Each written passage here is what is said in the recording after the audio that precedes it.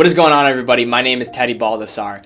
So first off, happy holidays to you and yours. And also, thank you guys so much for subscribing to my channel at this point. We are eclipsing or about to eclipse 500 subscribers, and I am very excited about that. I know it is still not a very big number, but still something to applaud ourselves for. I'm very thankful for everybody who has subscribed to this point, and I'm looking forward to just continue to grow this channel. We're going to be in the thousands and thousands of subscribers in the near future, so thank you all for joining me earlier on in my journey. It means the world, and I really do enjoy making these videos for myself, but also, most importantly, for you guys. Today, though, I wanted to talk about the reasons why I think everybody should own a watch, and I'm very firm believer that every single gentleman should own a watch, but to be honest, I think every single person should own a watch. Of course, there is a whole concept of this being a very materialistic hobby, but I hope me laying out the reasons why I enjoy this might be able to shine a different light on watches and what passion I have for them and the passion that you might have as well.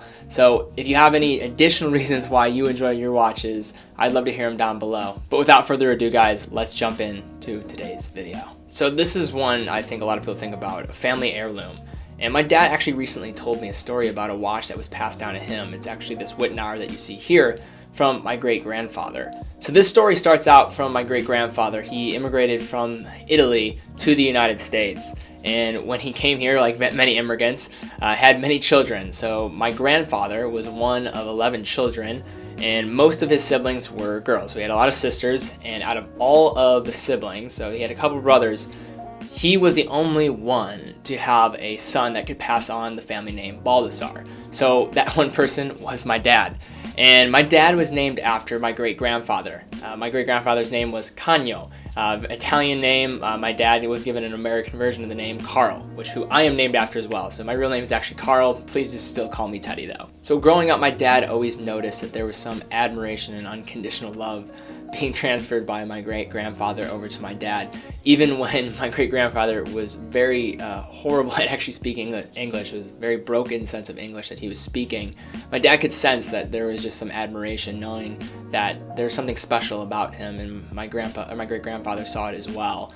And my dad always remembered that watch, that Wittnauer watch he had on his wrist. So fast forward, my dad really struggled growing up when it came to just finding a sense of just being with himself and his family. His family moved around 8 or 9 times when he was a kid, and he was really struggling to just figure out who he was as an individual.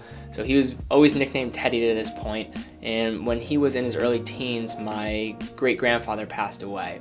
So my great-grandmother, she, after a certain period of time, a couple years following my great-grandfather Kanya's death, decided to move in with one of my grandfather's sisters. So when that was taking place, she was going through a lot of the old possessions in the house, and my dad was early teens. And there was one day when my dad was helping her move, he went into her room. My great-grandmother spoke very poor English as well, very broken English. And my dad at this point, struggling to figure things out, came from a kind of broken home, and my great-grandmother, pulled him aside, brought him into the room, and she pulled out this box. In the box contained the watch that you see here, this Wittnauer that my great-grandfather wore time after time, and it was a very prized possession to him. By no means was it a absolutely very well-prized watch and something that a lot of people were looking at, but it held a lot of significance. It was his favorite watch. And my grandmother looked at my dad and held his hands, and very broken English just told him, "You are the only Baldassarre." Knowing that concept that he was the only person to be able to pass down the name, and how much that meant to my grandfather, and how that could all be transferred just through a watch. Sure, at the end of the day, it is just a material object, but there is something to be said about the stories behind these things and what they can do to really transcend legacy and pass that down to another generation. I look forward to that, and I was really just kind of touched by when my dad told me that story, because I'm in the direct line of that, being named after my dad, who was named after my great-grandfather.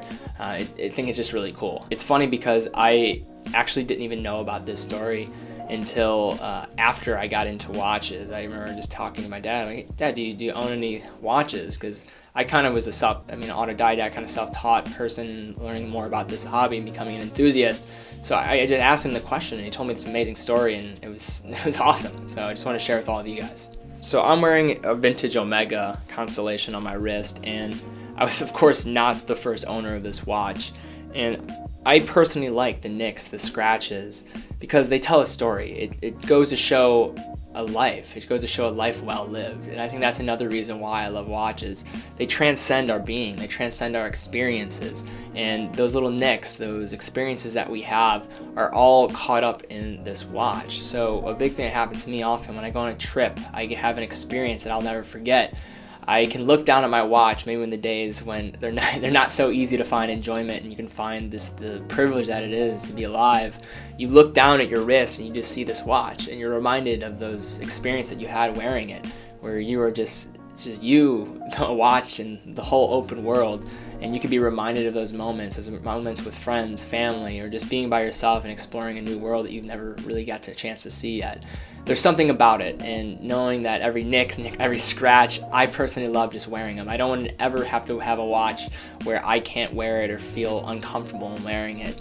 And I think that's just one of the beauty behind these things. They, really compact and compartmentalize our experience and the joy that is life, and we get to bring it with us as a reminder that we can wear on our wrist. So when you talk to somebody who's very established in business, or a musician, or just somebody who's achieved so much, you ask them about the moment where they knew they made it.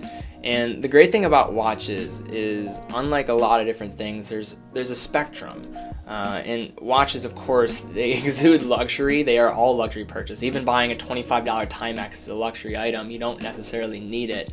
But there is something about just the spectrum of watches that it's so wide that no matter where you are, as I continue to grow as an individual, I can know that there is always something to aspire to.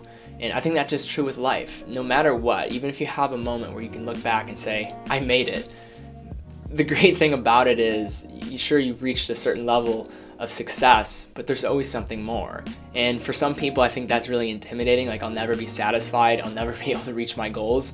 But to me, I find that just encouraging. There's always something to get up and live for, that you never have to rest a day knowing that there isn't something more to strive for.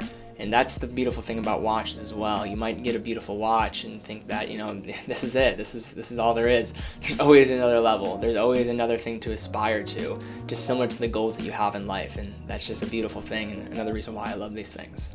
So I didn't really start getting into watches until I graduated college. There was something about having my own income to actually pay for things for myself, and to at least a higher degree than just getting a part-time job. Being full-time, I realized that there was something about it. There was a new responsibility. There's really just the approach of adulthood. It was here before me, and with that came a concept of time. And time, of course, is a human construct. It's essentially made up.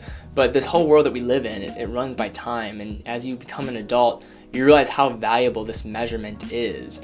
And I almost see a watch as a way and a passing of coming of age kind of tale, where once you get to a certain moment in your life, adulthood, time, this concept where you have to be responsible comes into play.